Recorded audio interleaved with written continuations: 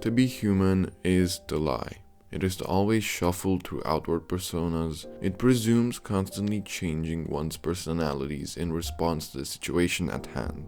Take yourself as an example in two separate situations. How do you act around your family compared to your friends? Why does it sometimes feel that which friends you're with at the time influence the way you outwardly act and project yourself? This phenomenon applies to all people, and we're all guilty of it to some degree. Psychologically, each person decides who he is, and at the end of the day, that's what outwardly shapes us. But it's not also true that we as humans are inclined to care about what other people's opinions regarding us is, which can then in turn change our own perceptions of ourselves, leading back into that cycle which I've just outlined. We can see this theme repeated and reflected across different mediums, from literature, psychology, and our own lives to even the likes of games, anime, movies. They all attempt to make heads and tails of this inherent nature of ours by exposing it in various ways. Each medium has a different matter in which they focus on the issue. Ultimately, this is to the character's benefit by showing us the struggle they've gone through to reach a balanced state of mind. Horimiya is one such example that has been expertly crafted for the big screen. It shows us multiple characters shuffle through outward personas in an attempt to hide their real selves. Although the show puts more focus on opening oneself up to others and being genuine with one's partner, it starts by making the consequences and internal effects of wearing a mask clear to us from the start. Mostly doing this through the intermediary of visual storytelling by using Miyamura's middle school self that acts like a shadow constantly there judging. The person he used to be looking out of the past at what he's become now. It makes him constantly look back and wonder whether he deserves the life he's currently living. Out of all other mediums, this one makes it plain just how terrifying facing all the other personalities which make us up is. This is excellently elaborated through Miyamura's past, although most of the cast's actors have their personal versions of hiding their true selves and desires, three stand out. One of these characters is Izumi Miyamura, and his story is, as I have said, excellently adapted to the big screen through his remembrance of the past. Izumi is introduced as a somewhat reserved high schooler that constantly hides behind his long bangs and distant attitude. He actively conceals his tattoos and piercings, thereby also hiding a part of who he truly is away from everyone around him. Miyamura struggles with understanding who he is anymore due to his personalities starting to conflict as the series progresses, and he becomes more sociable, surrounded by friends. Is he the same person from middle school, or is he the kind of person Hori, his friends, and a new perspective on life is helping him become? This is the question which irks and bothers him. Is he worthy of the present he's living? Is he allowed to finally be happy? He constantly confronts the past personas that still make up a part of who he is today, and who he has yet to become while in the process of evolving through change. The one reason he struggles with embracing the past is because he feels self-conscious about finally enjoying his present reality, when his life before was much more depressing. Does he deserve the life he's been given after everything he went through in middle school? It might seem like a childish question, but that's how he saw and perceived himself, and that, more than anything else, is what matters. How we see ourselves is who we become, and a part of him still feels like that lonely boy from middle school. The one that went as far as piercing himself so that he could cope with his circumstances and feel like he still had some control over his life. He doesn't wear his past honorably. In fact, he goes so far as trying to hide it and thereby himself from others, using it as a barrier between people. The first person he opens up to about them is one he feels like he can trust and be genuine with. The other person that might understand his form of self-expression and that might love him for who he wholly is. That person is Kyouko Hori. It's a conflicting message that shows he's desperately trying to find himself through all the ugliness and uncertainty of life. Were we to apply this to a psychological theory, what he's doing is actually optimal towards understanding and creating oneself. by comparing and acknowledging both his current personality, the ego, and who he used to be, acting as the shadow of the past that still makes up who he is today, Izumi is on the right track to finding himself according to the psychologist C.G. Jung's model, but he's yet to get there. Quote, "The unconscious contains only those parts of the personalities which could just as well have been conscious, and are represented only through education. The unconscious also has another side. It embraces not only repressed contents, but likewise all the psychic material which has never attained the threshold value of consciousness. It is impossible to explain the sublime nature of all that psychic material in terms of repression." This is referring to the shadow which I previously mentioned, acting in the form of Izumi's past. When we analyze the persona, we take off the mask, and then we discover that what seemed to be individual is at the bottom collective. In other words, the persona was only the mask of the collective psyche. Fundamentally, the persona is not real. It is a compromise between the individual and the society as to the kind of semblance to adopt. What a man should appear to be. He takes a name, earns a title, represents an office, and belongs to this or that. In a certain sense, all of this is real, yet in relation to the essential individuality, it is only a secondary reality, a mere compromise formation in which others often have a greater share in the making than the individual himself. The persona is a semblance.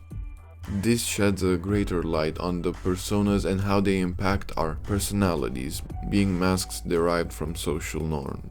This is the way of individuation. Individuation means to be a single discrete being, and inasmuch as concept individuality embraces the innermost, last, and incomparable uniqueness of our being, it also induces the idea of becoming one's own real self. Hence, individuation could also be translated as coming to selfhood or self-realization.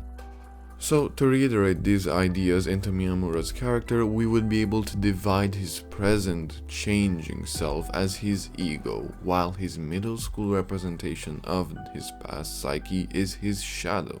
Izumi knows his shadow is a part of himself, but he still struggles to acknowledge it and his ego at the same time. He's attempting to understand and bring these two divided pieces of himself together so that he eventually becomes a whole person, able to change his personality according to his own wishes. His ultimate goal is achieving and recognizing the whole self. However, to further understand the way in which we constantly evolve and change ourselves because of how we perceive others, we must go farther. We must delve into the depths of the self and the soul, which is why I've chosen to extract this passage from Patrick Rothfuss's Name of the Wing, which puts it beautifully. Chronicler frowned. "Is that the one where the king sells his crown to an orphan boy?"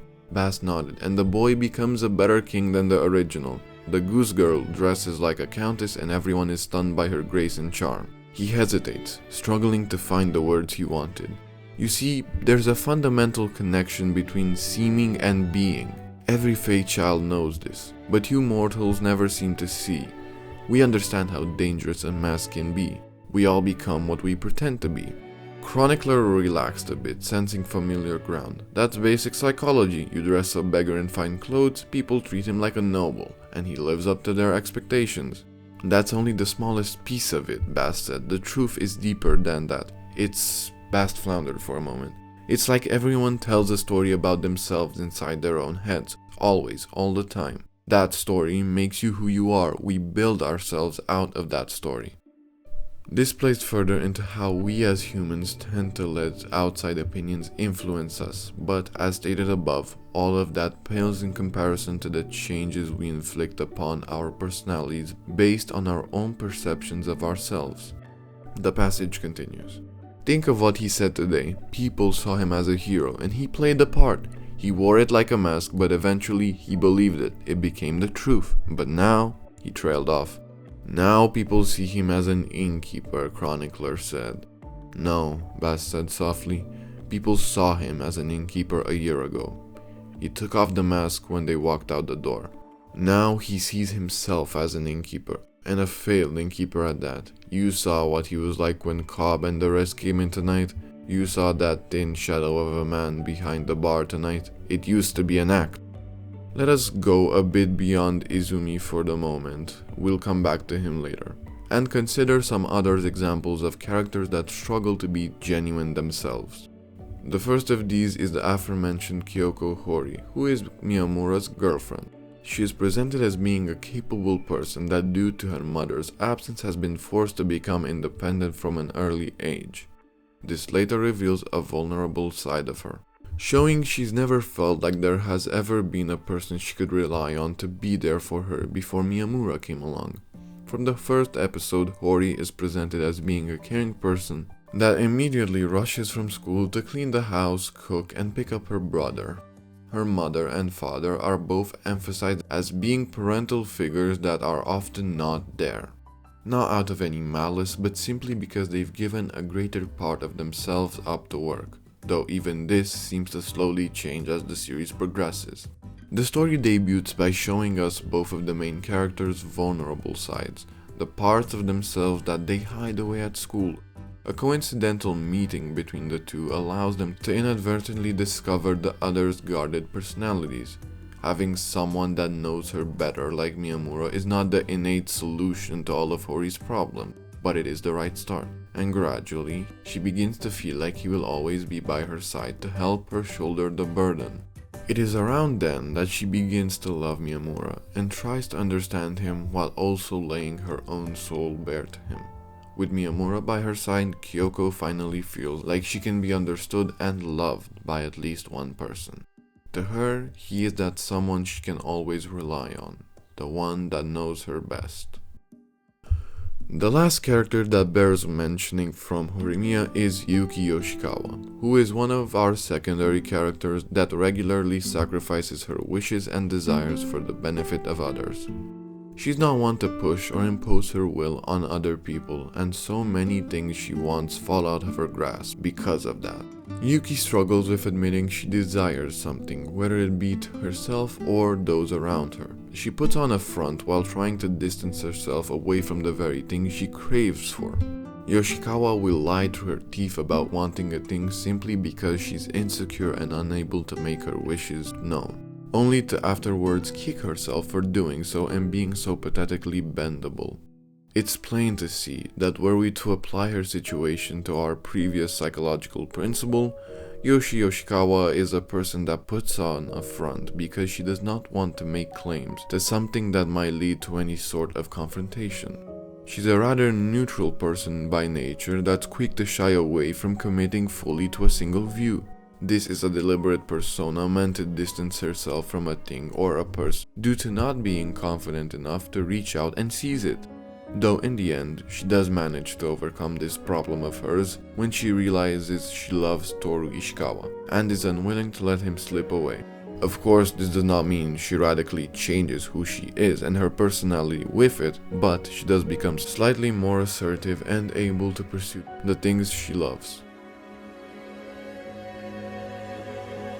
But to wrap around back to where we started, let's end this off by looking at Miyamura and his conclusion.